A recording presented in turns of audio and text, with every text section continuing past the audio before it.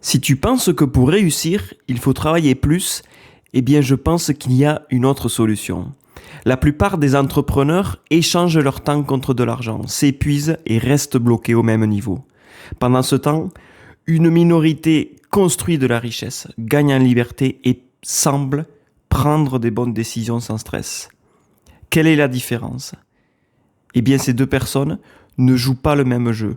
Ils ont compris que la richesse ne vient pas du travail dur, mais de la responsabilité, du levier et des bonnes connaissances à acquérir. Et surtout, ils ont appris à penser différemment.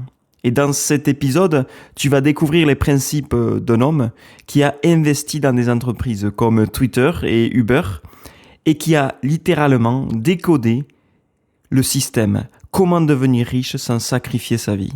Et ici, on va voir comment construire des revenus pendant que tu dors, prendre de meilleures décisions avec moins d'informations et surtout sortir du piège de l'échange du temps contre de l'argent. Et on va voir tout ça maintenant avec le livre L'Almanach de Naval Ravikant. C'est ici et maintenant dans les résumés du succès. Allez, c'est parti!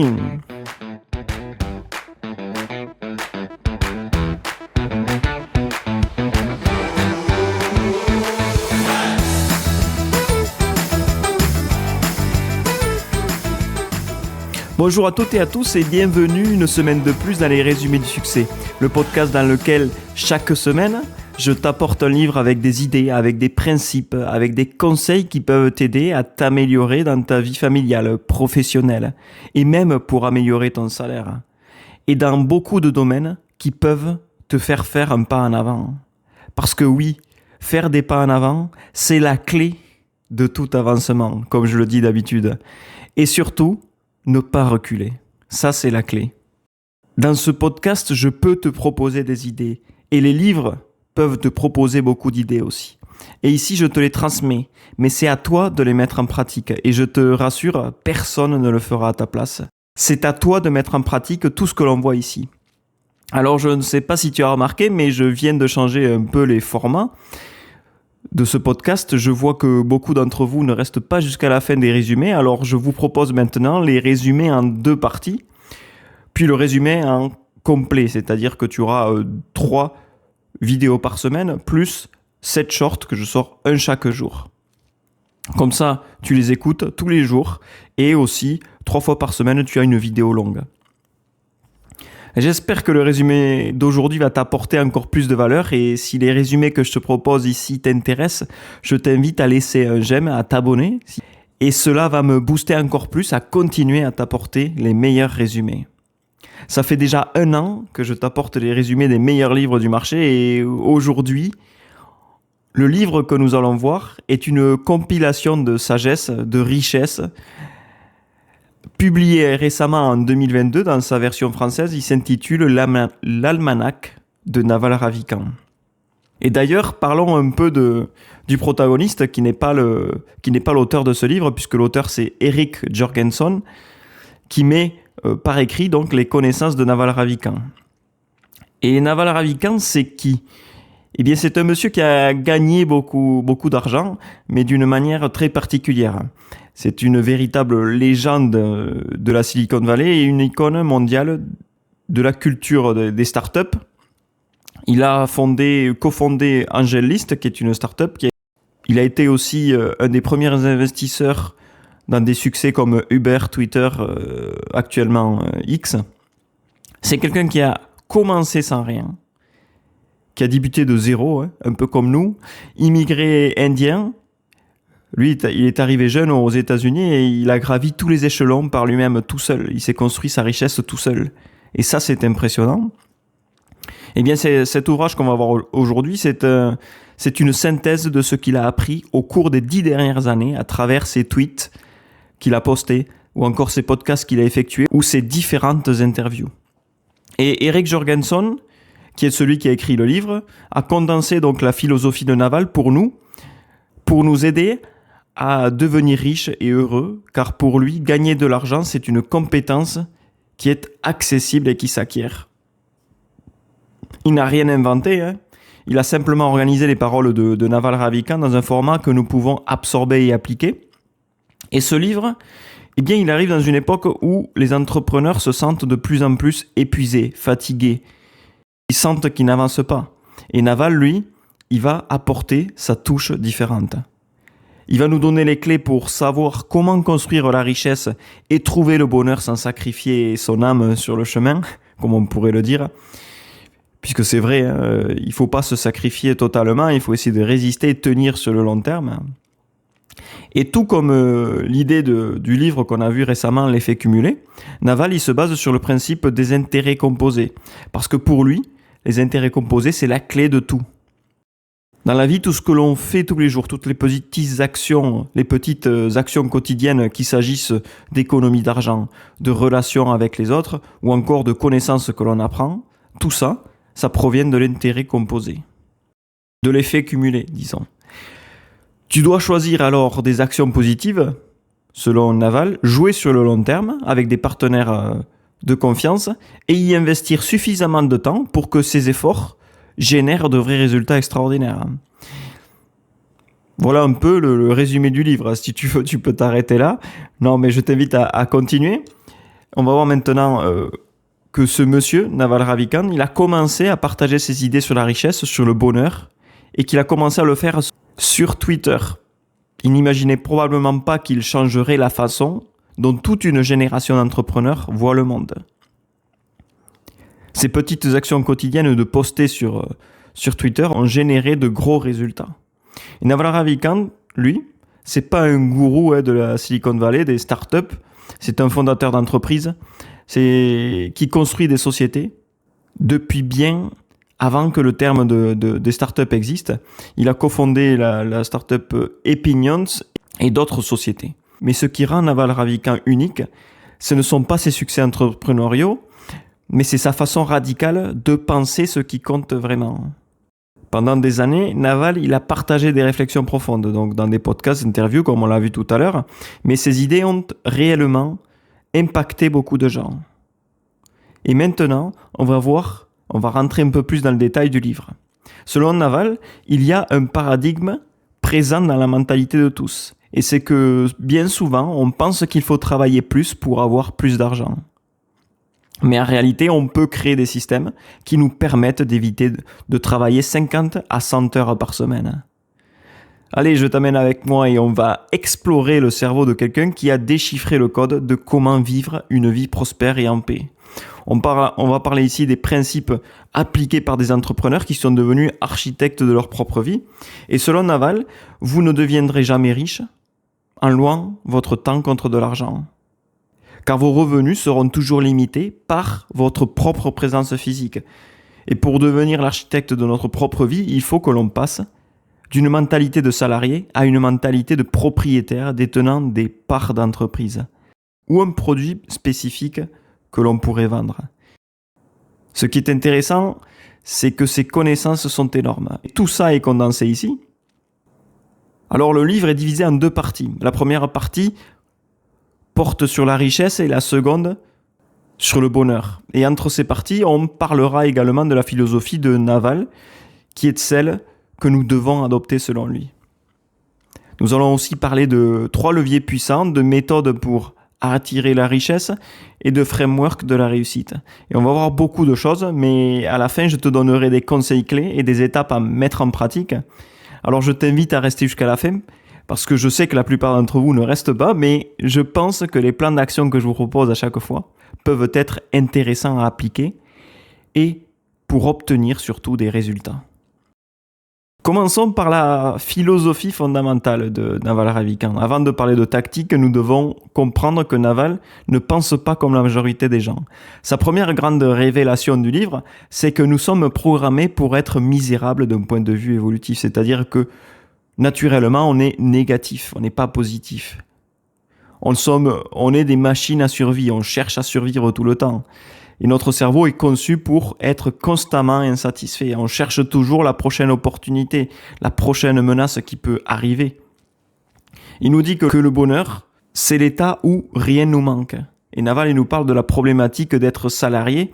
Si tu t'es déjà ressenti, par exemple, dans la rat race, ou si tu es bloqué dans ton travail, eh bien, c'est parce qu'on est négatif. Nous sommes programmés pour être misérables. Et notre cerveau, programmé pour être insatisfait, toujours à la recherche de choses qui génèrent de l'anxiété. Et tout ça, ce n'est pas bon. Le souci, c'est que être heureux, selon Naval, c'est de plus avoir besoin de rien. Et c'est un problème pour la société parce qu'aujourd'hui, on a toujours besoin de quelque chose. Un autre concept ici qu'on va voir, c'est que pour Naval, la grande erreur que l'on fait tous, c'est de croire que l'on peut s'enrichir simplement par le travail acharné en tant que salarié. Alors que, comme on l'a vu tout à l'heure, il dit que on ne deviendra jamais riche en louant notre temps contre de l'argent. Et ça, c'est fondamental d'en prendre conscience parce que nos gains sont étroitement liés à nos efforts et à nos heures de présence. Et ça, c'est pas bon.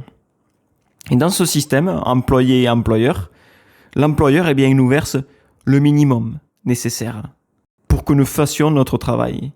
Parce que l'employeur, lui, il va garder pour lui les bénéfices du capital et la propriété intellectuelle de l'entreprise. Nous, on est là pour travailler, pour gagner un minimum. Mais lui, il garde 90% de son entreprise. Qui est-ce qui gagne le plus? Et pour sortir de cette impasse de salariés, il est indispensable de posséder une partie du capital d'une entreprise, des brevets ou un produit, afin de toucher des revenus passifs, même pendant notre sommeil. Première clé ici que tu dois retenir, c'est de penser à devenir entrepreneur et ne pas rester salarié. C'est vrai qu'on le répète à chaque épisode, mais dans ce livre-là, plus particulièrement, il en parle plus.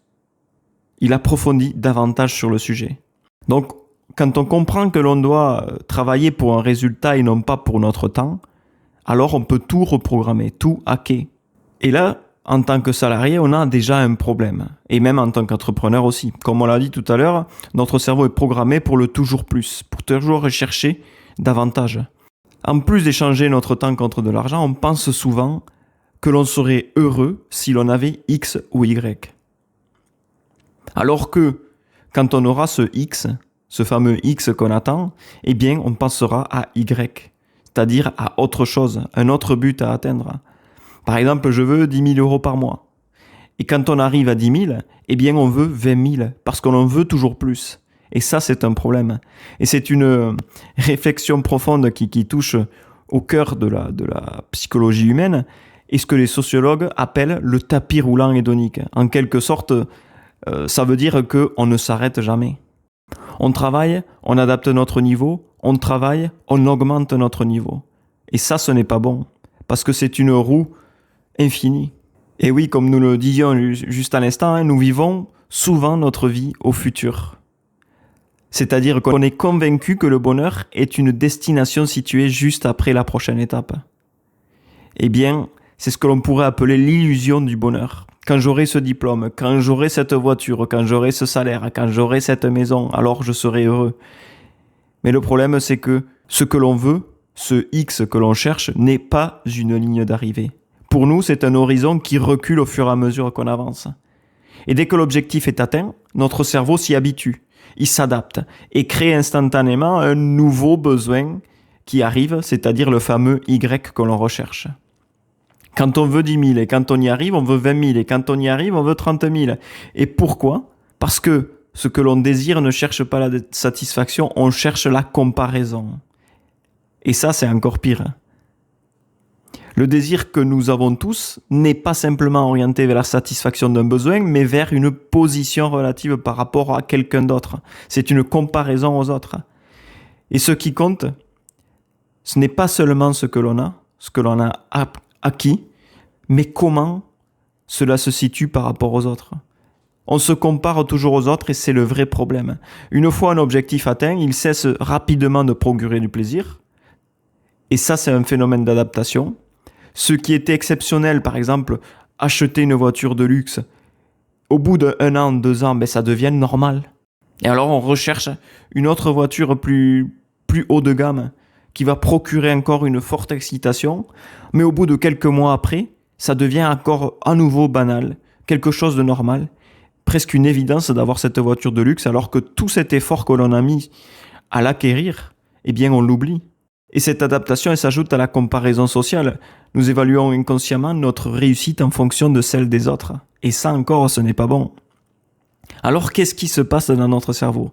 Le désir ne disparaît pas après la satisfaction. Il se déplace toujours dans le futur. Une fois ce nouveau niveau atteint, eh bien, il devient une norme et un nouvel objectif arrive. On ne cherche plus seulement à avoir, mais à avoir plus que quelque chose, plus que quelqu'un d'autre, au moins autant que les autres. Par exemple, quelqu'un qui obtient une promotion, et par exemple, on lui double son salaire. Sur le moment, lui, il est satisfait. La satisfaction est super haute, c'est normal, mais quelques mois plus tard, il va découvrir que certains de ses collègues gagnent davantage que lui, ou bénéficient de meilleurs avantages, de promotion, etc. Eh bien, ce nouveau niveau qu'il vient d'atteindre devient normal. Et donc, du coup, il veut rattraper ses collègues. Il a envie d'avoir plus. Il a besoin d'être au même niveau que les autres. Il s'est comparé avec les autres, donc il veut plus. Et Naval, dans ce livre, il propose une solution, une alternative à vouloir toujours plus. Ici, ce qu'il propose, c'est le fait d'être conforme avec ce que l'on a. Et ce n'est pas une forme de résignation, c'est une forme de libération. C'est le passage de la quantité à la qualité. Mais il y a un autre problème, c'est que ce n'est pas facile de se contenter de ses possessions et de ce que l'on a. Pourquoi c'est pas facile ? Eh bien parce que on ressent de la pression culturelle. Dans notre société de consommation aujourd'hui, pour que cette société survive, il faut que des personnes soient dans le besoin. Besoin de consommer, besoin d'acheter encore plus, et tout grâce à notre insatisfaction naturelle. Et ce que dit Naval ici, c'est que quelqu'un d'heureux, eh bien, il n'a pas besoin de plus que ce qu'il a. Un homme heureux de ce qu'il a est un mauvais client pour la société, par contre, parce qu'il n'achète presque rien puisqu'il a tout ce qu'il lui faut. Ce que nous dit Naval ici, c'est que l'on a en nous un instinct biologique de survie, comme on l'a vu tout à l'heure. On va souvent au magasin, on achète en masse, on stocke chez nous pour manger au cas où on aurait besoin. Ou alors on achète le dernier iPhone qui vient de sortir parce que l'on veut préserver notre statut social. Notre cerveau est donc programmé pour le plus, mais Naval, il nous propose de changer. Alors comment changer ce programme que l'on a ancré en nous depuis des générations, et plus que jamais aujourd'hui ? Eh bien, 3 manières, selon Naval Ravikant. La première chose, c'est de pratiquer la gratitude. On doit regarder ce que l'on possède avec l'œil de celui qui vient de le perdre. Regarde ce que tu as et imagine les gens qui n'ont rien. Tous les jours, tu dois prendre le temps de te rappeler de ce que tu as par des affirmations de gratitude ou pour regarder attentivement ce que tu possèdes.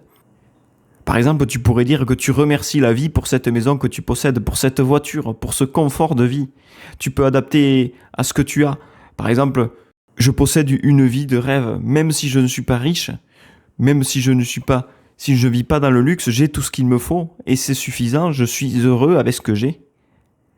Tout cela te permettra au long terme de ne pas penser à ce que tu manques, mais à valoriser ce que tu possèdes déjà. Tu dois définir ton niveau assez. Qu'est-ce que ton assez aujourd'hui veut dire ? Qu'est-ce que tu as besoin de plus ? Rien, si tu es conforme à ce que tu as. Détermine ton niveau sur lequel tu seras conforme. Ne vise pas toujours plus. Détermine un seuil financier, par exemple, un seuil matériel où les besoins sont comblés et décide que tout ce qui vient en plus est un bonus, pas une condition au bonheur.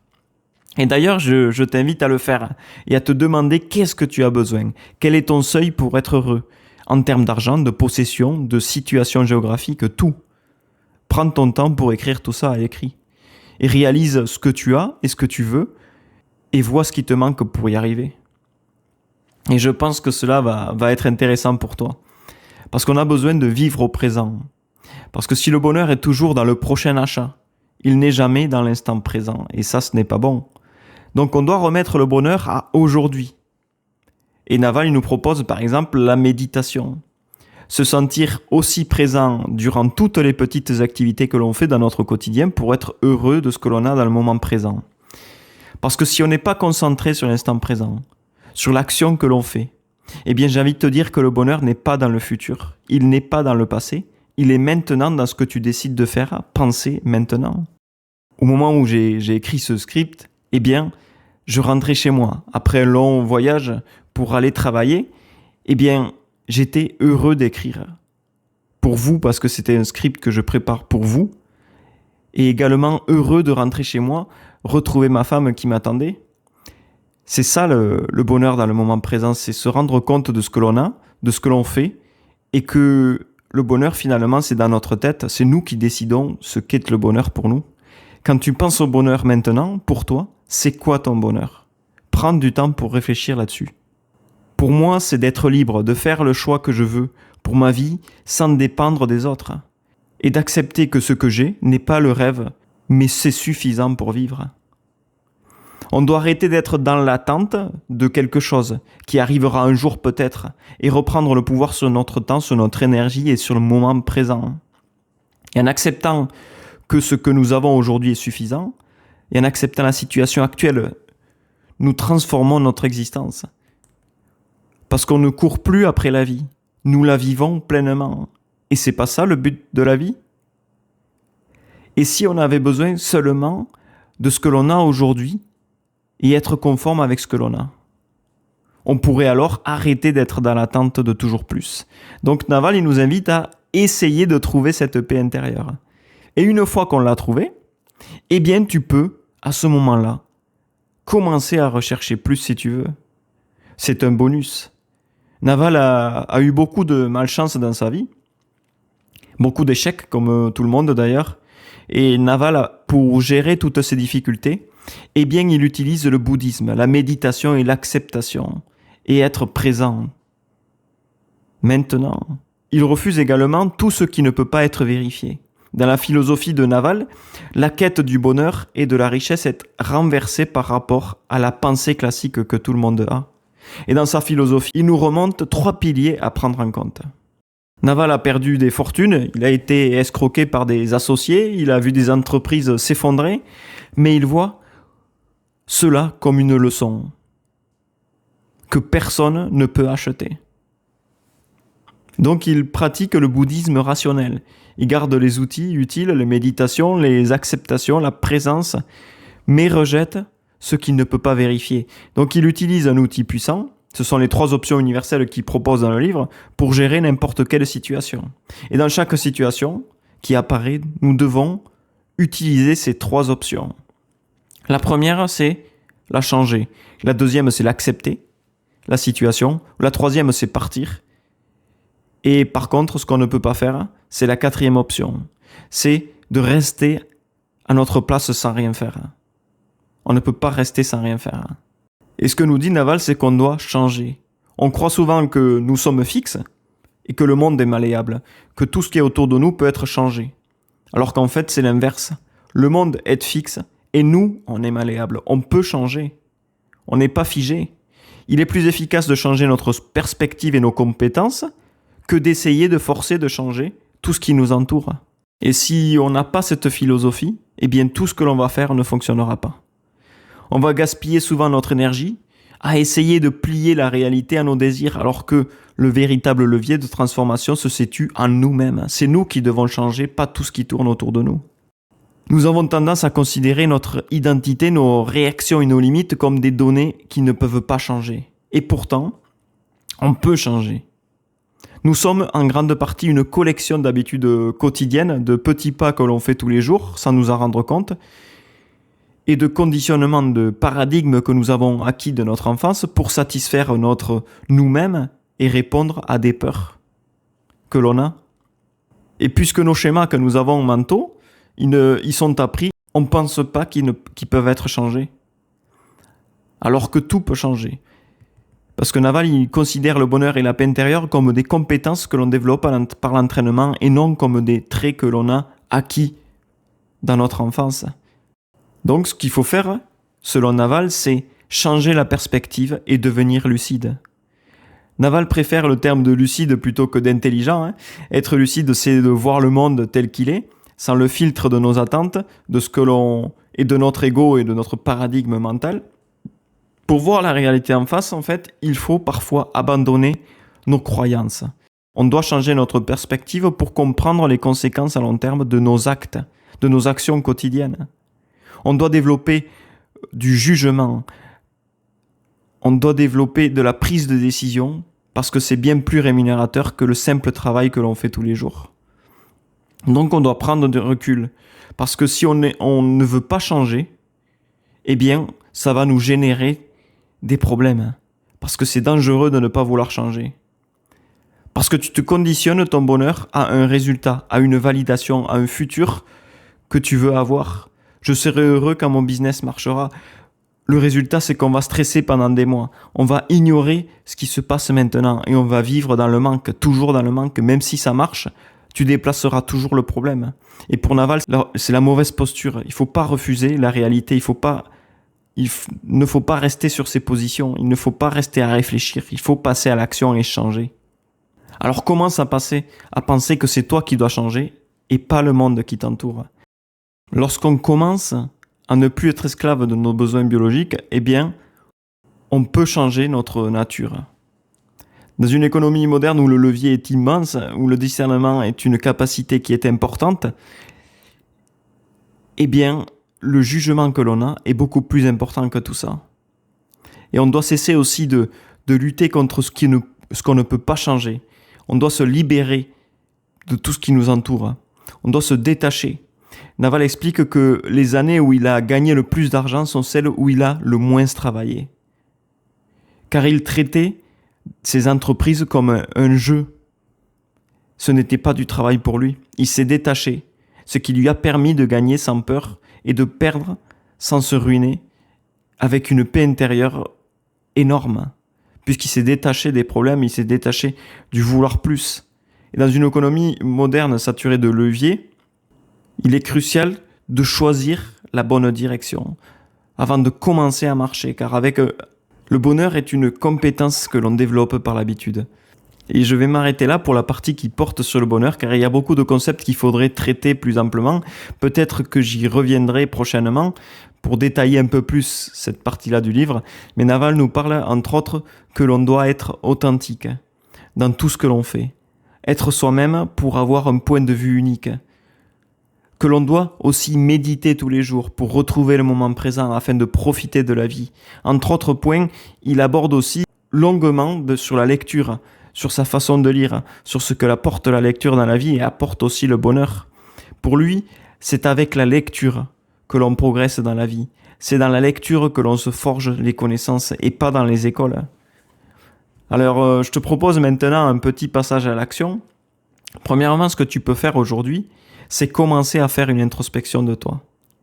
Et de te demander si ce n'est pas toi qui dois changer plutôt que les gens autour de toi. Deuxième action que tu peux faire, c'est que quand tu te dis que tu serais heureux plus tard, arrête-toi et demande-toi plutôt comment tu peux être heureux aujourd'hui. Et qu'est-ce qui pourrait t'apporter le bonheur aujourd'hui. Le dernier point que je te propose ici, c'est que tu dois être toi-même. Car il n'y a qu'en étant toi-même que tu réussiras dans la vie, que ta vie sera prospère et que les événements qui tourneront autour de toi viendront en ta faveur et non pas contre toi. Pour faire ça, tout simplement, fais les choses que tu aimes faire tous les jours. N'essaie pas de copier les autres. Garde ce qui fait de toi quelqu'un d'unique. Utilise ton expérience, tes compétences pour faire ce que tu aimes faire et le reste suivra naturellement. Et pour ceux qui n'ont pas encore commencé à lire, eh bien je t'invite à le faire. En plus d'écouter ce podcast, qui est déjà un bon début, procure-toi le livre. Commence à lire ce livre et cela vous apportera, et cela t'apportera de gros changements dans ta vie, j'en suis sûr. Et ce que j'ai envie que tu retiennes de cette première partie sur le bonheur, c'est que c'est quelque chose d'essentiel. Le bonheur n'est pas quelque chose qu'on poursuit, ni quelque chose qu'on atteint un jour, comme un objectif final, ni quelque chose qui dépend de ce qu'on possède ou de ce qu'on a accompli dans la vie. Le bonheur, c'est avant tout une compétence, une manière de voir les choses, une manière de penser, une manière de vivre. C'est apprendre à se détacher de ce que l'on ne contrôle pas, à apaiser son esprit plutôt que de le nourrir en permanence de choses qui ne servent à rien. C'est arrêter de courir après des désirs infinis. Quand j'aurai X, je voudrais Y. Arrêtons de faire ça pour enfin apprécier ce qui est déjà là. Parce qu'au final, eh bien, j'ai envie de te dire que ce qui nous empêche d'être heureux, ce n'est pas le manque, c'est l'agitation, c'est la société. Cette voix constante aussi dans notre tête que l'on a, ces attentes de toujours plus grandes, Cette habitude de remettre le bonheur à plus tard, alors qu'on pourrait l'avoir aujourd'hui. Alors que si on se met à ralentir, si on se met à simplifier notre vie, si on apprend à vivre dans le moment présent et à vivre maintenant, profiter de ce que l'on a, quelque chose va changer. Le bonheur devient moins compliqué, moins lointain, plus accessible. Et c'est là que tout commence. On doit apprendre à maîtriser son esprit et notre voix qui est dans notre tête. On doit apprendre à choisir la paix plutôt que le bruit qui nous entoure. Et on doit apprendre à construire un état intérieur qui ne dépend pas du monde extérieur. Parce qu'avec le temps, ce ne sont pas les grandes réussites qui nous rendent heureux, ce sont les petits moments de clarté, répétés chaque jour, des petites actions tous les jours. Et ici, ce n'est que la première partie du livre, et dans la suite de ce résumé, on va aborder quelque chose tout aussi important, c'est la richesse. Et on va voir comment Naval Ravikant, il a défini réellement la richesse. On va voir pourquoi cette richesse est souvent mal comprise, et surtout comment la construire de manière intelligente, sans tomber dans les pièges classiques. Alors si cet épisode t'a apporté de la valeur, n'hésite pas à laisser un like, un commentaire et à t'abonner pour ne pas rater nos prochains épisodes. Et on se retrouve très vite dans le prochain épisode.